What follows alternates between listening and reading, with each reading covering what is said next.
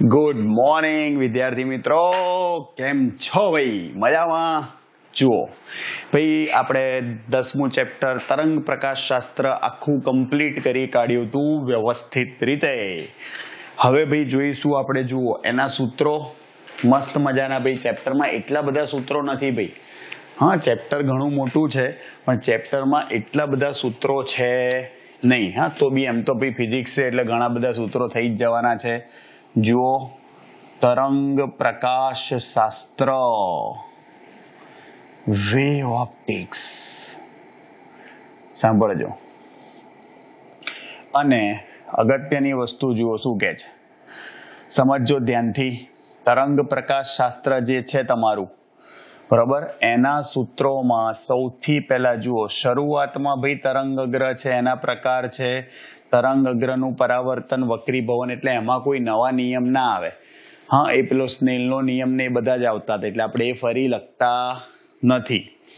જુઓ, શરૂઆત કરીએ છીએ સૌથી પહેલા, સાંભળજો, કે તીવ્રતા જે છે, ખાસ ધ્યાન રાખજો, એ કંપ વિસ્તારના વર્ગના સમપ્રમાણમાં હોય. જુઓ, અહીંયા પ્રકાશના સદિશો હોય અને પ્રકાશ એટલે વિદ્યુત ક્ષેત્રના સદિશ થાય, એટલે આપણે આઈ ચલે છે આ ચેપ્ટરમાં ઈ સ્ક્વેર લખીએ છીએ. આ ખાસ ધ્યાન રાખજો. હવે બીજું ધ્યાનથી સાંભળજો શું કહે છે. સુસંબદ્ધ ઉદ્ગમો માટે, ભાઈ સુસંબદ્ધ ઉદ્ગમો માટે તીવ્રતા, સાંભળજો, I બરાબર શું લખાય? 4I0 cos square phi/2. અને આ phi કળા તફાવત હતો, તમે phi ની જગ્યાએ આવું પણ લખી શકો. જોજો, I બરાબર 4I0 cos સ્ક્વેર, phi ની જગ્યાએ KR2 - R1 કહેવાય અને KR2 - R1 ને કળા તફાવત કહેવાય. ક્લિયર? અને જો તમે અસુસંબદ્ધ ઉદ્ગમો માટે પૂછો તો અસુસંબદ્ધ ઉદ્ગમો માટે તીવ્રતા, તો અસુસંબદ્ધ ઉદ્ગમો માટે તીવ્રતા શું લખાય? ધ્યાન રાખજો, જેટલા ઉદ્ગમો હોય એની તીવ્રતાઓના સરવાળા બરાબર થાય. ખબર પડી? એની તીવ્રતાના સરવાળા બરાબર તમારો જવાબ આવે I1 + I2 થાય. ભાઈ આ ખાસ ધ્યાન રાખજો. જોજો, આ તીવ્રતાના સમીકરણો લખ્યા ભાઈ. અને હવે ધ્યાનથી સાંભળજો, હવે છે ભાઈ સહાયક વ્યતિકરણ માટે. ભાઈ સહાયક વ્યતિકરણ માટે ભાઈ આપણે બે શરતો લખીએ છીએ. સહાયક વ્યતિકરણ માટે પથ તફાવત શું હતું? સહાયક વ્યતિકરણ માટે ભાઈ n લેમ્ડા, આપણે જનરલી એને R2 - R1 પથ તફાવત, અને જ્યાં અને કળા તફાવત લખીએ. જોજો, સહાયક વ્યતિકરણ માટે કળા તફાવત તો KR2 - R1 થાય. લેમ્ડાની જગ્યાએ 2π મૂકી દો તો 2πn જે લખવું હોય. આ તમારા કળા તફાવતનું સૂત્ર આવ્યું. ખાસ ધ્યાન રાખજો, અહીં n 0 થી શરૂ થાય. ક્લિયર? પાંચમું, વિનાશક વ્યતિકરણ માટે. જોજો ભાઈ, તો વિનાશક વ્યતિકરણ માટે ચલો પથ તફાવત લખો તો સૂત્ર શું લખાય? R2 - R1 બરાબર, ભાઈ સૂત્ર શું થાય આપણું? 2n - 1 λ/2. શું થાય ભાઈ? 2n - 1 λ/2. ક્લિયર?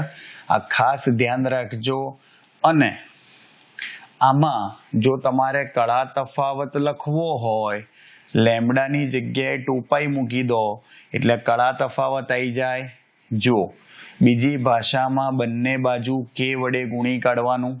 જુઓ કે એટલે 2π/λ થાય, 2π/λ વડે ગુણી કાઢો, 2 કેન્સલ, લેમડા કેન્સલ, શું આવ્યું જુઓ 2n-1π. અને આમાં n ક્યાંથી શરૂ થાય? 1 થી શરૂ થાય. 1 2 3 આવું. ભૂલ ના કરતા મેં તમને શીખવાડ્યું હતું કે ભાઈ ચોપડીમાં આપણને 2n+1 આપ્યું છે, n 0 થી શરૂ કરે છે, પણ આપણે સૂત્ર નથી લખતા, ગણતરીમાં ભૂલ પડે છે. હા, એમાં તમને જો ત્રીજી એવું કે અપ્રકાશિત તો તમારે n બરાબર 2 મૂકવું પડે, એમાં કન્ફ્યુઝન થાય. આમાં જે નંબર આપે એ જ મૂકી દેવાનો, એટલે આ યાદ રાખવાનું, આ સહેલું પડશે તમને. ચલો છઠ્ઠું સાંભળજો. હવે ભાઈ n ક્રમની આપણે એમને ભાઈ જોજો વ્યતિકરણ માટે પથ તફાવતનું સામાન્ય સૂત્ર જોજો R2 - R1 બરાબર x small d upon capital D લાવતા હતા, અથવા આનું સૂત્ર તમે d sin થીટા પણ લખી શકો. તમે sin થીટા, tan થીટા, ખાલી થીટા બધું લખી શકો આમાં. ક્લિયર? આ ખાસ ધ્યાન રાખજો. અને ભાઈ જોજો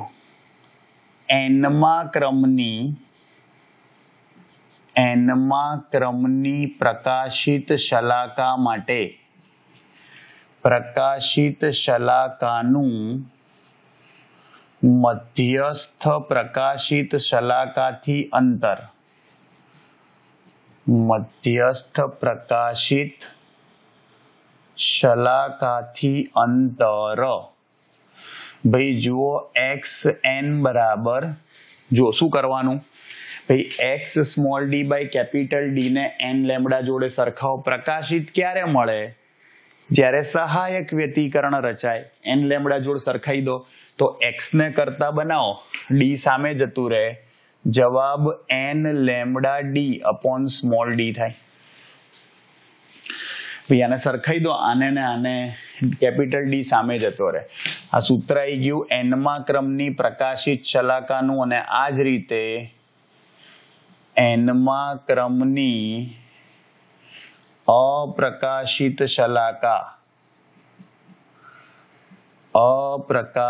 શલાકાનું મધ્યસ્થ પ્રકાશિત શલાકા થી અંતર.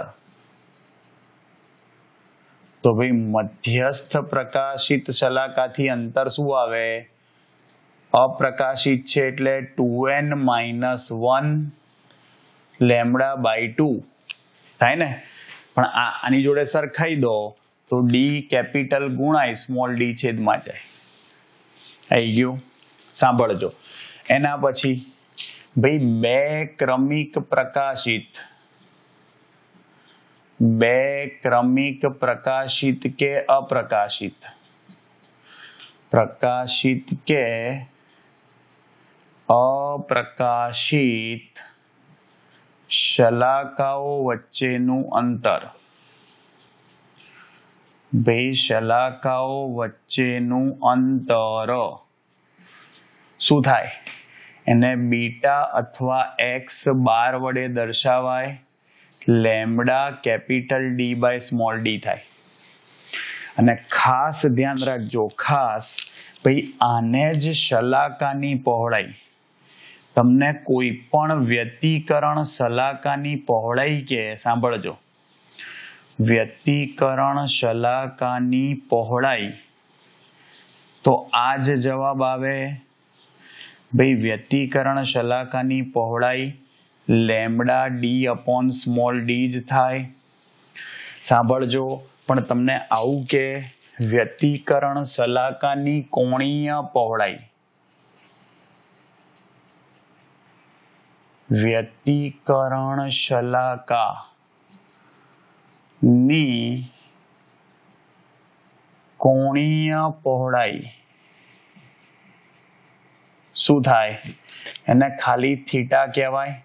સાઇન થીટા ટેન થીટા બી કહી શકો. લેમડા બાય ડી થાય ને શું થઈ જશે? ખાલી લેમડા બાય ડી. ક્લિયર? આ ખાસ ધ્યાન રાખજો. કેપિટલ ડી નીકળી જાય એ વ્યતિકરણ શલાકાની કોણીય પહોળાઈ થઈ, ભૂલ ના કરતા. જો આ બધા જ વ્યતિકરણ એટલે કે બે સ્લીટના પ્રયોગ માટે, યંગના પ્રયોગ માટેના ભાઈ તમારા શું છે? આ જવાબો છે. હવે જોજો ભાઈ, વિવર્તન માટે હવે વિવર્તનનો આધાર કોની ઉપર હતો તમને યાદ હોય તો? લેમડા બાય એ ગુણોત્તર ઉપર. ધ્યાન રાખજો, એ સ્લીટની પહોળાઈ કહેવાય. વ્યતિકરણમાં ડી કહેતા હતા. ડી શું હતું? બે સ્લીટ વચ્ચેનું અંતર હતું. જોજો આ વિવર્તનનો આધાર થયો. 13મું સાંભળજો. હવે ભાઈ વિવર્તન માટે આપણે સમીકરણ લાવીએ.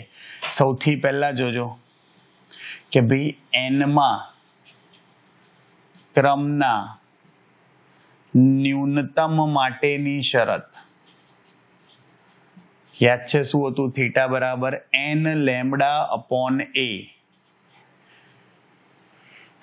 n લેમડા અપોન a થાય. ખાસ ધ્યાન રાખજો, જ્યાં n બરાબર આપણે 1 2 3 લઈએ છીએ અહીંયા. અને ભાઈ એનમાં ક્રમના અધિકતમ માટે વિવર્તનમાં શબ્દ આપણે ન્યૂનતમ અને અધિકતમ વાપરતા હતા. જોજો, અને એ સૂત્ર તમારું થશે 2n + 1 લેમડા બાય 2, અને એ તો છેદમાં છે જ થાય. અને જ્યાં n તમારો ભાઈ 1 2 3 જ આવે. ખાસ ધ્યાન રાખજો, ભૂલતા નહીં. આ બહુ જ કામના સૂત્રો છે. સાંભળજો, આના ઉપરથી ભાઈ આપણે અલગથી સૂત્રો કીધા હતા. હું તમને કહી દઉં. મધ્યસ્થ ચોપડીમાં નથી આપ્યા, પણ મેં તમને શીખવાડ્યા હતા ભાઈ ગયા લેક્ચરમાં જ. મધ્યસ્થ અધિકતમની તમને પહોળાઈ શોધવાનું કે. સાંભળજો, તો એ બીજું કંઈ નહીં, બે પ્રથમ ન્યૂનતમ વચ્ચેનું અંતર જ કહેવાય. બે પ્રથમ ન્યૂનતમ વચ્ચેનું અંતર જ કહેવાય. એનો જવાબ 2x1 હતો. 2 લેમડા ડી અપોન a. માટે મધ્યસ્થ અધિકતમની કોણીય પહોળાઈ,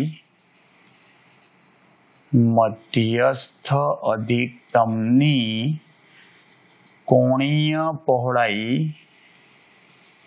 સાંભળજો શું થાય? 2θ1. હા, એ શું આવે? 2 લેમડા બાય a. ભાઈ ખાલી ફરક એટલો જ પડશે. જોજો, વ્યતિકરણમાં આપણે બે સ્લીટ વચ્ચેનું અંતર સ્મોલ ડી કહેતા હતા. અહીં સ્લીટની પહોળાઈ a લખાય. 17. જોજો ભાઈ, ગૌણ અધિકતમની, કોઈ પણ ગૌણ અધિકતમની રેખીય પહોળાઈ, ગૌણ અધિકતમની રેખીય પહોળાઈ કોઈ પણ શું આવે? Lambda capital D upon a. આમ જોવા જાવ તો જુઓ, તમે ડી મૂકી દો ને તો આના જેવું જ સમીકરણ થયું. તમે કોઈ પણ બે ક્રમિક પ્રકાશિત અપ્રકાશિત શલાકાનું અંતર એટલે કે શલાકાની પહોળાઈ લાવો વ્યતિકરણ માટે, અને કોઈ પણ ગૌણ અધિકતમની રેખીય પહોળાઈ લો, સરખી જ થાય. ખાલી ફરક એ છે, આમાં સ્મોલ ડી છે, ત્યાં એ આવશે. તો એ જ રીતે ગૌણ અધિકતમની કોણીય પહોળાઈ શું થાય? કોઈ પણ ગૌણ અધિકતમની કોણીય પહોળાઈ જોજો શું આવશે ભાઈ? Lambda upon a. ભૂલતા નહીં. 19મું મધ્યસ્થ અધિકતમથી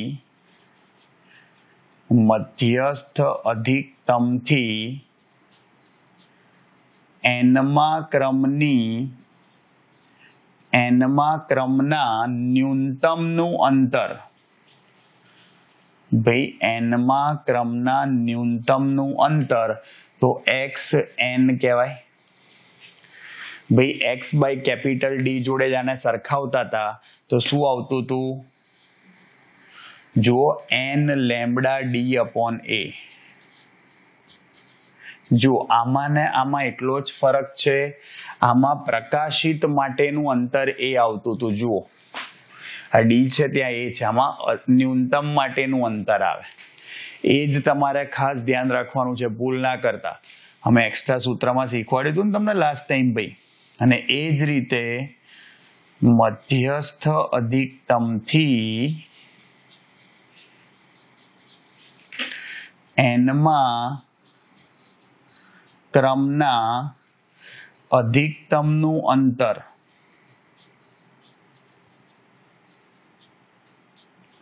હા આ બી xn જ કહેવાય પણ આ અધિકતમ માટે છે એટલે 2n + 1 લેમ્બડા બાય 2 અને d અપોન a તો છે જ, ભૂલતા નહીં.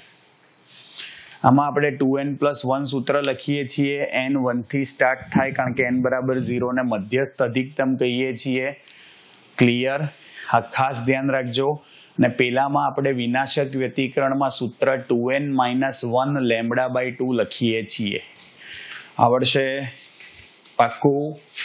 જુઓ હવે ભાઈ એના પછી આગળ જોઈએ. તમારું 21મું સૂત્ર ભાઈ હવે માઇક્રોસ્કોપ અને પેલા ટેલિસ્કોપની વિભેદન શક્તિના સૂત્રો લખી કાઢીએ. જુઓ હે પક ચિક પક રાજા બાબુ ચલ ગયા કોઈ જાદુ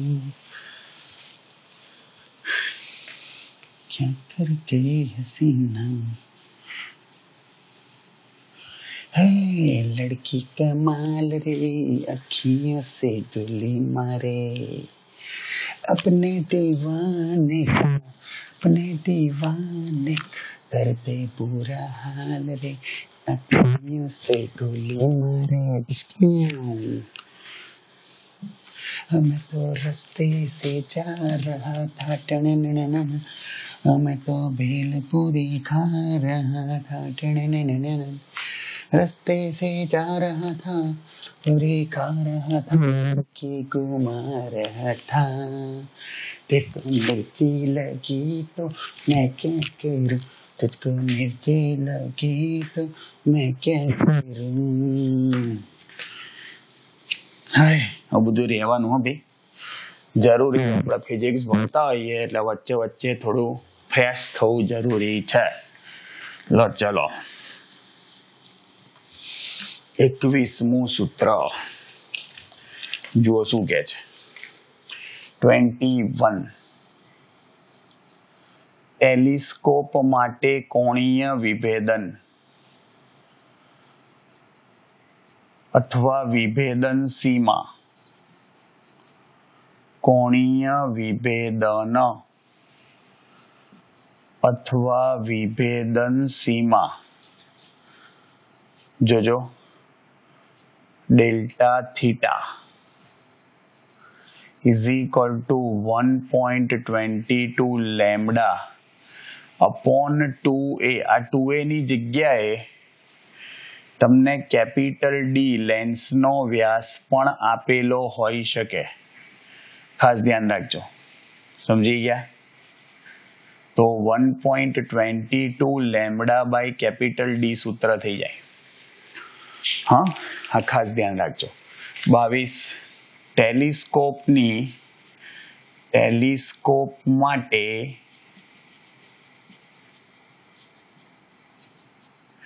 વિભેદન શક્તિનું સૂત્ર શું થાય? 1/ડેલ્ટા થીટા થાય, ભૂલ ના કરતા. d/1.22 લેમ્બડા થાય. આવડશે? ચલો 23 માઇક્રોસ્કોપ માટે બે વસ્તુઓ સ્પષ્ટ અને છૂટી છૂટી જોઈ શકાય તે માટેના લઘુત્તમ અંતર ડી મિનિમમનું સૂત્ર 1.22 lambda upon 2n sign beta. યાદ આવ્યું? ખાસ ધ્યાન રાખજો. આ n સાઇન બીટાને સંખ્યાત્મક દર્પણમુખ કહેવાય. ભાઈ સંખ્યાત્મક દર્પણમુખ, numerical aperture, numerical aperture n sine beta. ધ્યાન રાખજો બી, આ તો એમસીક્યુ પૂછી કાઢે તો થઈ ગયું. અને એના વ્યસ્તને આપણે શું કહેતા હતા યાદ હોય તો માઇક્રોસ્કોપની વિભેદન શક્તિ. બહુ જ અગત્યનું સૂત્ર છે.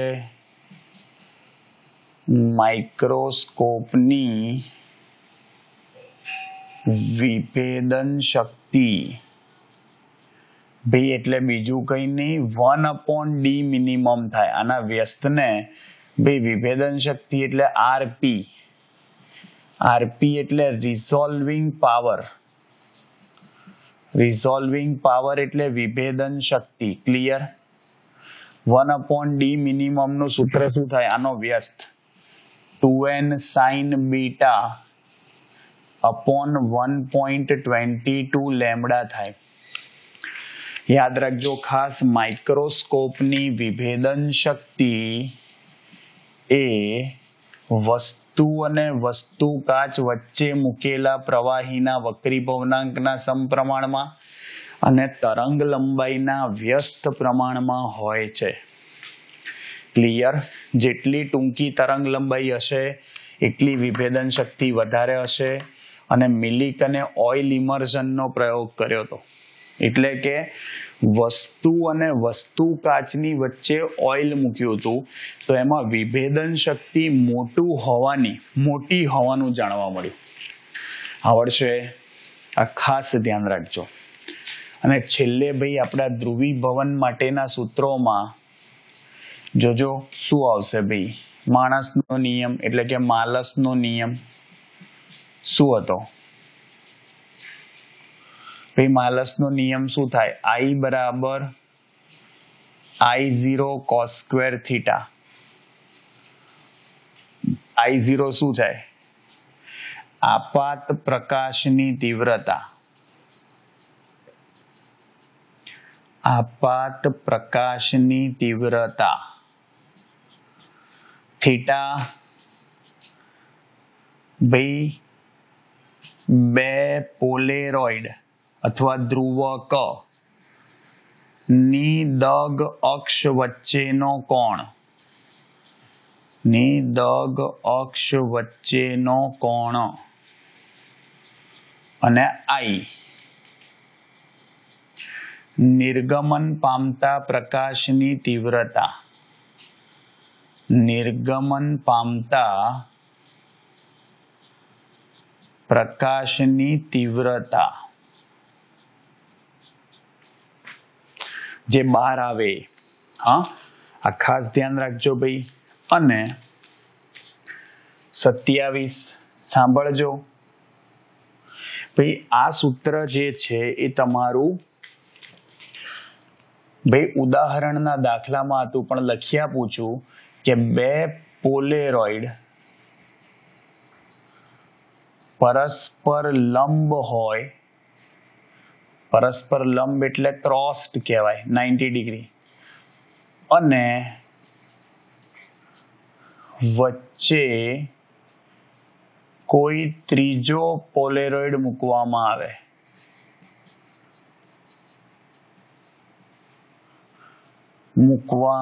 આવે. તો નિર્ગમન પામતા પ્રકાશની તીવ્રતા. નિર્ગમન પામતા પ્રકાશની તીવ્રતા શું આવે ભાઈ? યાદ હોય તો I0/4 sin સ્ક્વેર 2 થીટા થાય. I0/4 sin સ્ક્વેર 2 થીટા થશે, ભૂલતા નહીં. અને છેલ્લું સૂત્ર ભાઈ આપણું બ્રુસ્ટરનો નિયમ. ભાઈ બ્રુસ્ટરનો નિયમ શું કે આપણને? યસ, n બરાબર 10IB. ભાઈ n પારદર્શક માધ્યમનો વક્રી ભવનાંક છે. પારદર્શક માધ્યમનો વક્રી ભવનાંક. અને IB શું છે ભાઈ? બ્રુસ્ટર કોણ છે. અને આ બ્રુસ્ટર કોણને તમને ખ્યાલ હોય તો શું કહેવાય? ધ્રુવીભવન કોણ. આપણને ખબર છે એવો આપાત કોણ કે જ્યાં પરાવર્તિત કિરણ તમને કેવું મળે ભાઈ? સંપૂર્ણ તલ ધ્રુવીભૂત મળે. અને એ આપાત કોણને શું કહેવાય? તમારો ધ્રુવીભવન કોણ એટલે કે બ્રુસ્ટર કોણ. ક્લિયર? જુઓ ભાઈ, આ તમારા બધા જ સૂત્રો થઈ ગયા તરંગ પ્રકાશ શાસ્ત્રના. આવડશે એકદમ વ્યવસ્થિત રીતે ભાઈ તમારા સૂત્રો તમારા માટે દાખલા અત્યંત સહેલા થઈ જશે. ડન ભાઈ? જુઓ, પૂર્ણાહુતિ થઈ ગઈ ભાઈ આપણા ચેપ્ટરની. મજા પડી ગઈ. નેક્સ્ટ ટાઈમ નવા ચેપ્ટરની શરૂઆત કરીશું ભાઈ. દ્રવ્ય અને વિકિરણનો દ્વૈત સ્વભાવ. ઘણી બધી વસ્તુ તમારે કેમિસ્ટ્રીમાં પણ આવી ગઈ છે, પણ ઘણી બધી વસ્તુ તમને નવી જોવા મળશે. હવે પાછળના જે 3 ચેપ્ટર છે ભાઈ, એના પછી પરમાણુ અને ન્યુક્લિયસ, એમાં બી ઘણું ખરું કેમિસ્ટ્રી જ આવશે. પણ તમને પહેલી વાર એવો અનુભવ થશે ભાઈ કે સાલું કેમિસ્ટ્રી બી આટલો ઇન્ટરેસ્ટિંગ સબ્જેક્ટ છે. હા, મળીએ ભાઈ ચલો નેક્સ્ટ લેક્ચરમાં. તો ત્યાં સુધી આવજો. Bye bye, see you, tata, सबा खैर, सायोनारा, हस्ता ला विस्ता, फिर मिलेंगे चलते चलते. खुदा हाफिज, दास विदानिया, जय श्री कृष्ण, जय अम्बे, जय हिंद, जय भारत, वंदे मातरम. टाटा, टेक केयर, ध्यान रखजो बाळको.